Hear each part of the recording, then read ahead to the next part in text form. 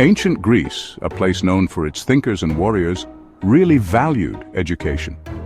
It was a cornerstone of their society, shaping not just individuals but the entire community. They saw it as super important for growing up as a person and for the whole city-state.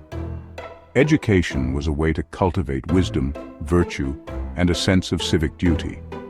For the Greeks, education wasn't just about learning facts. It was about building character and getting young minds ready to be good citizens. They believed that a well-rounded education included physical training, music, and philosophy. They believed that educated people were key to a successful democracy and a strong society. Education was seen as a way to prepare individuals to participate in public life and contribute to the common good. Different city-states, though, had different ideas about what made a good education. Each city-state had its own approach, reflecting its unique values and priorities. Athens, famous for its democracy and smart people, focused on philosophy, public speaking, and the arts. They believed in nurturing the mind and the soul, encouraging creativity and critical thinking. Sparta, a city-state focused on the military, focused on physical strength and discipline, training its kids to be tough soldiers. Their education system was designed to produce strong, disciplined warriors who could defend the state. This video will explore the cool differences in ancient Greek education, looking at how Athens and Sparta did things differently, and also checking out what education was like in other city-states like Corinth and Thebes. Each city-state had its own unique approach, contributing to the rich tapestry of Greek education. By understanding how and why the Greeks taught kids, we can better appreciate how it still affects us today. Their educational philosophies have left a lasting legacy, influencing modern education systems around the world. The Greek world, made up of many independent city-states, had lots of different ways of teaching. Each city-state was like its own little country, with its own customs, traditions, and educational systems. Each city-state, shaped by its own history, where it was located, and its government, developed its own special way of thinking about education. This diversity in educational practices was a reflection of the varied lifestyles and priorities of the people living in these city-states. Athens, the birthplace of democracy, believed in creating well-rounded citizens, good at speaking, philosophy, and the arts. Athenian education aimed to produce individuals who could contribute to public life and engage in thoughtful debate. Spartan education, totally different from Athens, focused on military training and discipline, showing the city-state's love for war. From a young age, Spartan boys were trained to be soldiers, emphasizing strength, endurance, and loyalty to the state. Other city-states, like Corinth and Thebes, had their own educational traditions, often borrowing bits from both Athens and Sparta. These cities created unique blends of educational practices that suited their own needs and cultures. Corinth, a rich trading city, valued practical skills and business knowledge. Education in Corinth was geared towards producing successful merchants and traders who could navigate the complexities of commerce. While Thebes, known for its strong army, focused on physical training along with learning.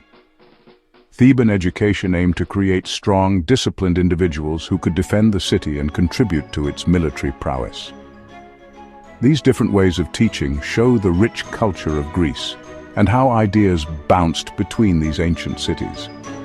The exchange of educational philosophies and practices among the city-states contributed to the dynamic and diverse intellectual landscape of ancient Greece. Athenian education, a key part of its democratic ideals, aimed to create well-rounded citizens ready to take part in public life. Boys from wealthy families started learning reading, writing, and maths with a teacher called a grammatistes. As they got older, they learned music, poetry, and physical training, developing both their minds and bodies. At 18, young Athenian men went to the gymnasium, where they trained their bodies and competed in sports. Further education, often at the famous academy started by Plato, focused on philosophy, public speaking, and politics, preparing them to be leaders in Athens. Athenian education, with its focus on learning, art, and being a good citizen, left a lasting impact, shaping Western thought and culture. Spartan education, totally different from Athens, was all about creating disciplined and brave soldiers. From birth, Spartan boys had a tough and demanding training schedule that focused on physical strength, obeying orders, and putting others first. At 7, boys left their families and joined the agoge, a state-run education system that was part of everything they did. In the agoge, Spartan boys had hard physical training, little food, and constant tests of courage and toughness. They learned to fight, deal with pain, and put the group before themselves. This tough system, while definitely harsh, made Spartan boys into amazing soldiers who helped Sparta stay strong in ancient Greece. Beyond Athens and Sparta, variations on a theme.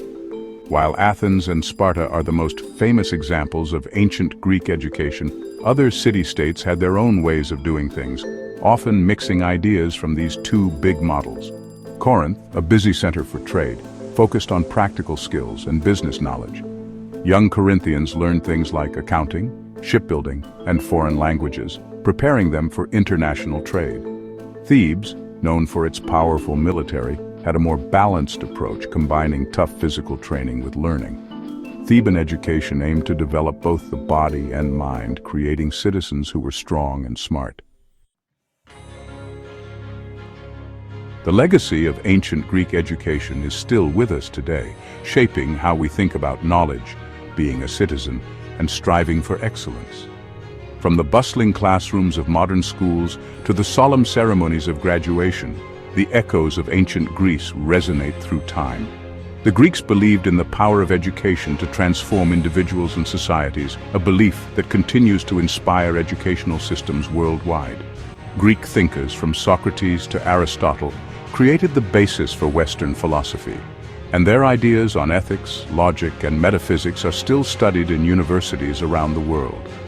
These philosophers not only questioned the nature of reality, but also explored the depths of human thought and behavior. Their teachings laid the groundwork for critical thinking and intellectual inquiry, which are cornerstones of modern education. The Athenian idea of a well-rounded education, including learning, art, and physical activity, still influences how we think about education today. This holistic approach ensures that students develop not just intellectually, but also creatively and physically. Schools around the world incorporate these elements, emphasizing the importance of a balanced education that nurtures all aspects of a student's growth. We see echoes of the Greek gymnasium in modern sports, and the idea of learning just for the sake of learning, a key part of Athenian education, is still important in academics. The gymnasium was not just a place for physical training, but also a hub for intellectual and social activities. Today, the spirit of the gymnasium lives on in schools and universities, where physical education and academic pursuits go hand in hand. The Greek impact on education shows how powerful ideas can be and how they can last through time and across cultures. The enduring legacy of Greek educational ideals reminds us that the pursuit of knowledge, the cultivation of virtue, and the quest for excellence are timeless values that continue to shape our world. We can see the influence of ancient Greek education in schools today. Plato's Academy, with its focus on philosophical discussions and finding truth, is like a forerunner to modern universities, where students come together to discuss ideas and learn more about the world. The Socratic method, a key part of Athenian education, is still used in classrooms today, encouraging students to think critically and question what they hear. The Greek ideal of a well-rounded education, including learning, physical activity, and art, is reflected in modern schools that try to develop the whole child. From science to the humanities, from sports to the arts, modern education takes inspiration from the rich history of Greek educational thought. The legacy of ancient Greek education isn't just something from the past. It's a living tradition that still shapes our educational values and what we do in schools. The focus on critical thinking, questioning, and debate, so important in Athens, is still a key part of a liberal arts education. The pursuit of excellence, both mental and physical, seen in the Athenian idea of arete, still inspires athletes and scholars. And the belief in the power of education to change lives, a basic idea in Greek thought, is why we believe in giving everyone access to good education. The Greek legacy in education reminds us that the pursuit of knowledge, wisdom, and being the best we can be is something people have always valued. Ancient Greek education, far from being old-fashioned, is still very relevant today. The different approaches of Athens and Sparta, while coming from their own specific times and cultures, offer valuable lessons about the ongoing discussion about the purpose and methods of education. Should education focus on learning or physical strength? Should it emphasize individual success or working together? These questions, first discussed by the ancient Greeks, still challenge and inspire teachers today.